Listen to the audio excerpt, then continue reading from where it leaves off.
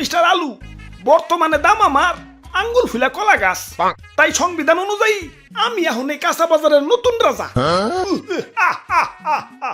জয় মহারাজের জয়, জয় দেশি আলুর জয়। ওই ওইসে ওইসে ওইসে থাম থাম। আহ, রাজা হইয়া ভালোই লাগতাছে। জানি না কতদিন রাজা থাকতে পারুম।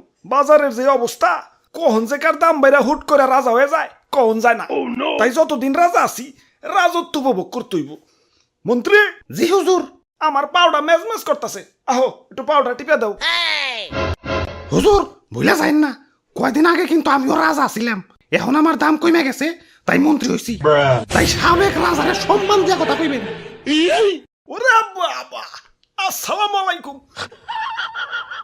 ই আর কি করেন না, আপনার কয়টা দাম বাইরে রাজা হইছেন?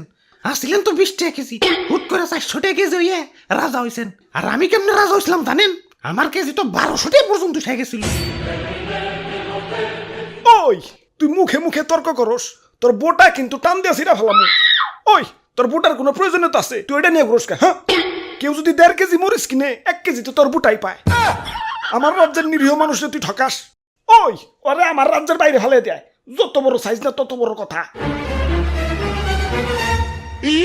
হুজুর রাগ করেন না, জানেনই তো ছোট মরিচের জাল বেশি, মাফ করে দেন এবারকার মতো। আচ্ছা যা, তুই কই সোচ দেহে মাফ করে দিলাম।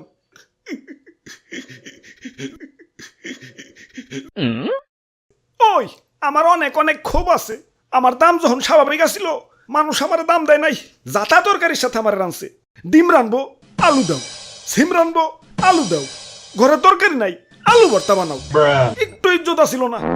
গরুর মাংসের সাথে আমার রানলে তাও নিজের একটু বড় বড় মনে হইতো। কিন্তু একদল লোক আবার সেই মাংস থেকে আলু মালু সাইটে রেখে বাইসা বাইসা খালি মাংস খাইতো। এখন আমার সস্তা মনে করস ভালো কথা। এভাবে সাজিয়ে গুছিয়ে গরুর মাংসের সামনে আমার অপমান করার মানেটা কি? আমার কি কোনো আত্মসম্মান বোধ নাই? এখন দাম বাইরা রাজা হইছি, কিন্তু অতীত ভুলা যায় নাই। প্রতিশোধের লেলিহান অগ্নিশিখা এই রক্তে প্রবাহিত। যারা আমার দুঃসময়ে মাংসের তরকারি থেকে বাচ্চা বাচ্চা মারে সরিয়ে রাখছে, আমার অপমান করছে, ওদের আমি কাছে পাইলে ইস কি যে করমু, ওদের আমি শুলে জানাবো। চুপ, এত কথা কিসের? এটা কাঁচা বাজার, মাছের বাজার না। এমনিতেই সকাল থেকে কাস্টমার পাইতেছি না। ওরে বাপুরে, ইয়া কাস্টমার আইসা পড়ছি। ইয়া দেও এক পা কাঁচা মরিচ দেও। খারাও কাঁচা মরিচ দিবে, মাগার বুটা ফালিয়ে। কিরে এমন হাসতাছে কেঠায়? ওই স্বাগতম, আমার রাজ্যে তোমাকে স্বাগতম। ওরে বাপুরে, আলু দি কথা কয়। তোমার রাজ্য? তোমার রাজ্য মানে? হ, এই কাঁচা বাজারই আমার রাজ্য, আর এই রাজ্যের রাজা আমি। হ, আর কয়দিন আগে আমি রাজা ছিলাম। আর তার আগে আমি রাজা ছিলাম। ওরে বাপুরে, ইয়া তা তুমি কান্দো কেন? আর পিয়াজ যাত্রাই কেমন জানি।